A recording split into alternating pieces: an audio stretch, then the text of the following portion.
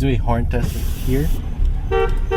I do have to say the screen feels a little bit too small for the overall dash layout because you have this empty space. However, it only supports AC charging.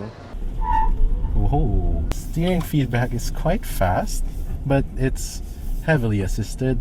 It does have brake regen. It's not as artificial feeling as in some EVs.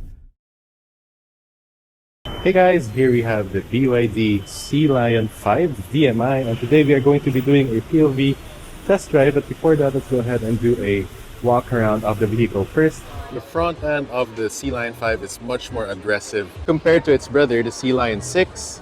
It's pretty overstyled, to be honest, with black accents wrapping around the grille. So it does have that oversized grille look to it. You have these silver accents, and it also wears this signature BYD grille. And that grille continues on to these LED headlights with a 3-bar DRL design. As for the wheels, you get this 18-inch alloy wheels with a machine finish and black accents. If you move towards the side, you can see a strong character line. It has that muscular shoulders to it. The C-pillar is much more upright compared to the Sealion 6. So you do get a bit of higher cargo space. You get this patterned C-pillar garnish that is finished in this matte silver. It adds a lot of detail to the exterior. This is the rear. It has that resemblance to the Seal 5. So you can see this very slim LED taillights that has a light bar. Let's check the boot space. This is the touchpad. There's a mark right there. And this is the cargo space that you get. Pretty cavernous for its size. More underfloor storage right here for your tools and whatnot. You also get cubbies on each side. You can also fold down or remove this tonneau cover for more space. The seats fold down 60-40. And you don't get a power tailgate, so there's a handle here. Just flip it down to close it. To open the gas filler, you have a button right here. It unlocks the fuel filler door. Press it, and then this is for your fuel. 92 or above unleaded fuel is the recommended type. And on the other side, you have a charging port, and this is a CCS2 plug. However, it only supports AC charging. So if you're looking for fast charging, that's the only option you get. Also is illuminated, which is pretty nice. Closer, just press it like that. Let's hop in the rear seat. The front seat is set to my driving position, and I have lots of legroom. I have this much headroom, and I also have a lot of footroom space. The seats are well bolstered and can be reclined. I also love how the rear door cards look and feel. Rear amenities include 2 air vents with a BYD design plaque, a little cubby hole, and 2 charging ports. Let us now check out the inside of the Sealion 5. The seats are very gorgeous. You have these somewhat bucket style seats that has these 2-tone color scheme with bright orange piping and orange stitching, just to give a pop of color in the interior. The seats are manually adjustable. Let's hop inside. The door closing is solid. You have nice materials throughout the cabin. The steering is a 3-spoke design, leather wrapped, again with the orange stitching. Off to the left, you have your cruise control buttons. Off to the right, you have your media controls. It still retains that BYD layout to it with a center floating touchscreen. This one, however, is a 10-inch touchscreen. It still rotates with a push of a button right here on the steering wheel. I do have to say the screen feels a little bit too small for the overall dash layout because you have this empty space, but I quite like it. It's very minimalist. You have these funky air vents down below. These are somewhat similar to the Sealion 6. You have this interesting pattern right here. There are also silver accents that runs through the dashboard towards the center console, where you'll see your gear selector. Put your foot on the brake, hit this unlock button, push it down for drive, up once for neutral, twice for reverse, and then the backup camera will automatically engage when you put it in reverse. For P, just press the P button right there. You have a wireless charging right here. You have shortcut buttons on the center console as well. You have your volume knob, and to turn on the radio, you have your hazard switch, parking sensor button, traction control, auto hold on and off switch, your EV or HEV mode, traction control, your driving modes, front defrosters, air conditioning, and your automatic aircon. There's also the start stop button at the center, which is illuminated in this pretty blue color, and it has that jewelry-like effect to it. Lastly, you also get an electronic parking brake below the start stop button. Storage space, you have 2 cup holders, a center armrest that you just flip out, and it has a very deep center storage here in the center console. And if you flip it down, you have a leather armrest.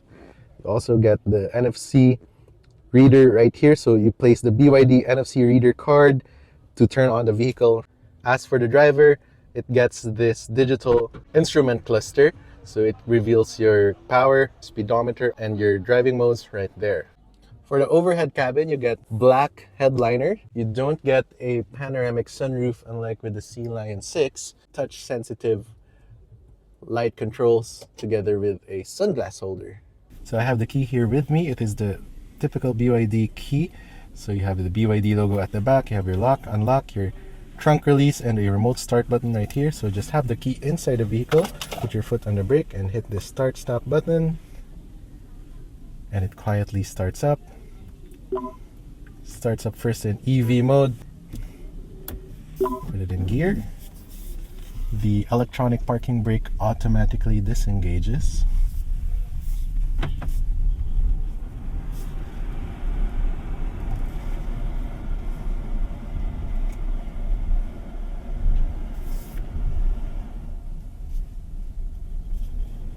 It's a very quiet and smooth initial impression, and there's instant torque available thanks to the electric motors.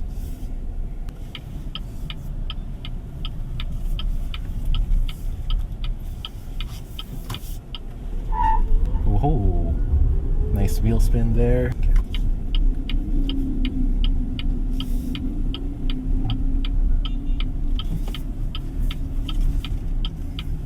Steering feedback is quite fast, but it's heavily assisted. It's very light.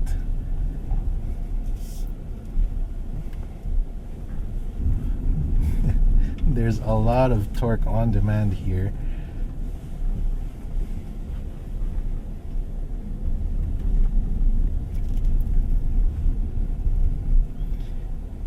That is because we are currently in the sport driving mode.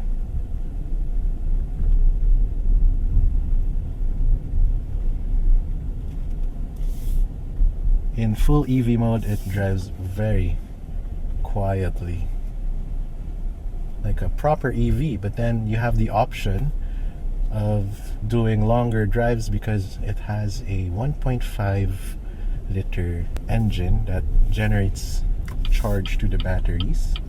So that's the main purpose. And what's nice about this is that you have the best of both worlds, because it means that you can also fuel up this car so you won't have to find electric chargers.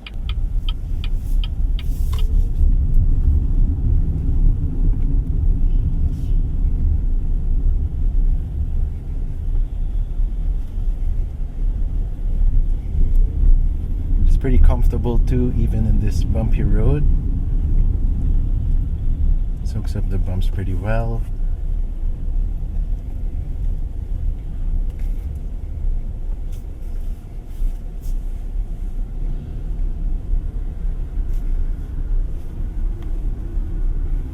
Can also customize the instrument cluster here via this button right here.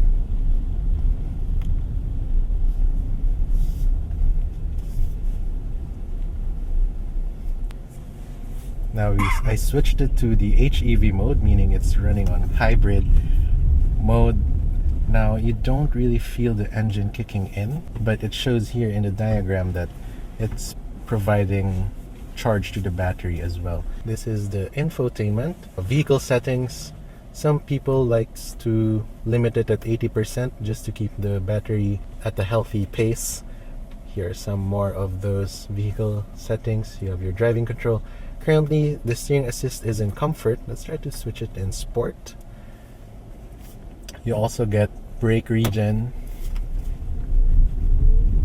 Yeah, this thing is just really quick.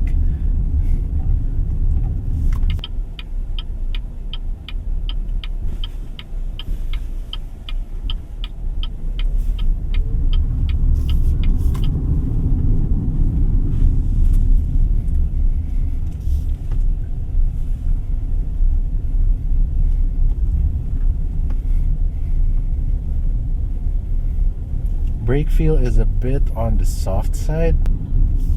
It does have brake regen, so it's not as artificial feeling as in some EVs. Let's do a horn test here. Ooh, that's very premium.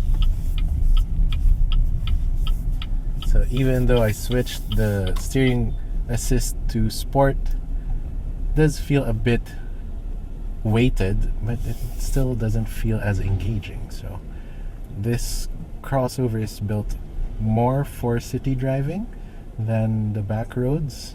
It's very light. You can do it with, 2 fingers only.